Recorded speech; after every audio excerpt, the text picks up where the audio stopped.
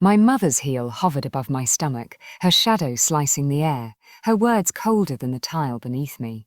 "You think you get to give birth before your sister," she spat. And ever, the only real grandchild is hers. I curled inward, instinct tightening every muscle. My sister, Jessica, watched from the velvet chair we'd rented for the photo shoot. She twirled her wine glass lazily, the stem catching light like a blade.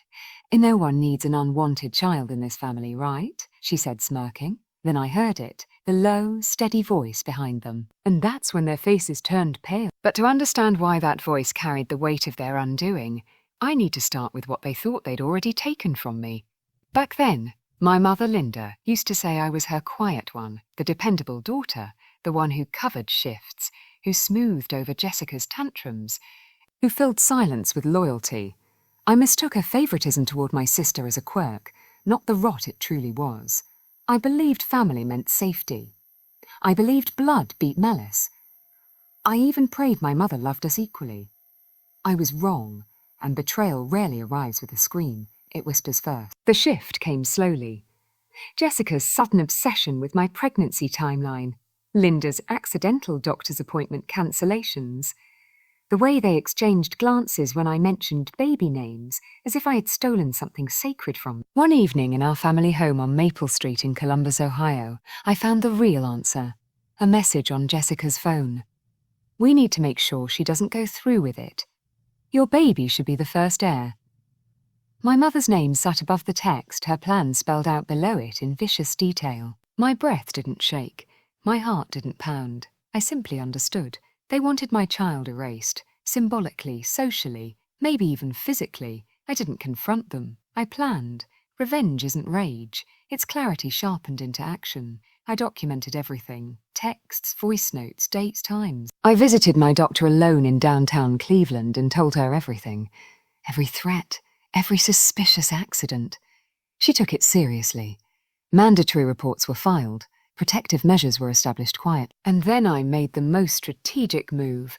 I invited them to my baby shower, not as a celebration, but as a stage. I had arranged for witnesses, friends who knew the truth, security outside the venue in a quiet banquet hall just outside Pittsburgh, and one person they never expected to meet. My lawyer, the man whose voice would soon terrify them. The plan moved like clockwork. I let Linda and Jessica believe I was still the quiet one, still the girl who froze when they threatened her, still the daughter desperate for their approval. I played soft, let them sniff. Let them think the baby shower was the perfect place to break me. People like them mistake kindness for weakness. They forget softness is a sheath, not the blade. And so we returned to that moment. My mother's heel lifting, Jessica's smirk widening, the room inhaling all at once. Then that low voice behind them, steady as a verdict. "Mrs. Brooks, Miss Brooks," he said. "Step away.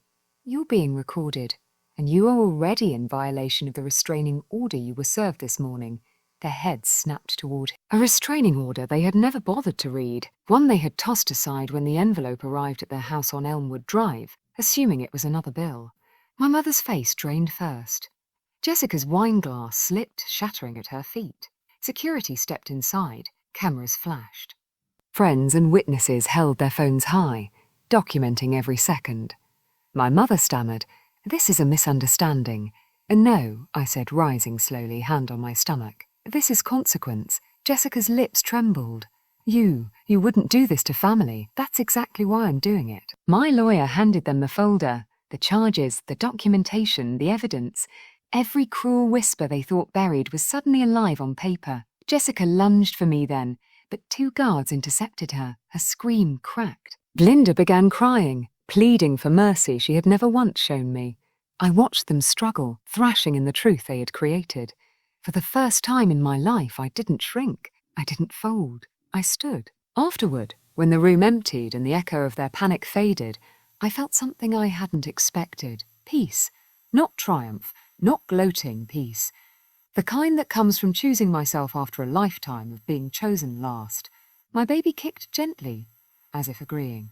"I know," I whispered. "We're safe now. Justice isn't loud. Sometimes it's a quiet woman finally done being quiet." And in the end, the thing that destroyed them wasn't my revenge. It was their shock that I had the strength to